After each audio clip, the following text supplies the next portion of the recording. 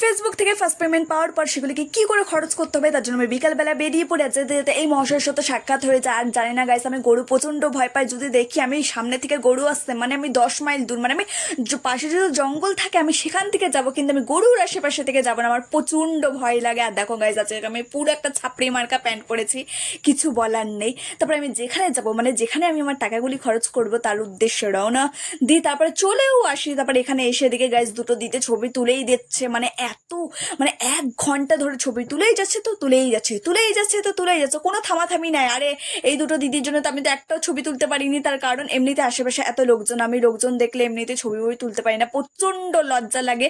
তারপর আমি ভাবলাম যে থাকে এখানে থেকে আমার কোনো লাভ নেই, আমি এখান থেকে বেরিয়ে যাই, মানে যেখানে আমার কোনো সম্মান নেই আমি সেখানে থাকবো না। তারপর এখানে আমি চলে আসি যেখানে রেস্টুরেন্টটায়, মানে এটা মানে হচ্ছে কি খুব পছন্দের একটা জায়গা, আর এখানকার খাবার দাবার খুবই সুন্দর। আর আমার না মনে হচ্ছে যে এতক্ষণ আমি রাজস্থানে ছিলাম আর এখন মনে হয় আমি দার্জিলিং এ চলে এসেছি, মানে এত শান্তি গাইস ভাই, প্রচন্ড প্রচন্ড। তারপরে না আমি এখানে চিকেন 65 অর্ডার করে দিই, যেটা আমার সব থেকে বেশি খেতে লাগে, মানে খেতে দারুণ লাগে, খুব খুব খুব ভালো লাগে। তারপরে হচ্ছে কি ফ্রাইড রাইস, আর হচ্ছে কি চিকেন দো পেঁয়াজা, আর ওটা জানি কি ছিল আমি না ভুলে গেছি। তো যেগুলো খেয়ে বেয়ে নিলাম। তারপরে খাওয়ার সময় হচ্ছে কি আমি না মনে হচ্ছে আমি ঝগড়া করছি, মানে এখানে খাবার রিভিউটা আমি খুব সুন্দর করে দিলাম, কিন্তু তারপর আমার মনে হচ্ছে কি আমি মনে হয় ঝগড়া করতেছি।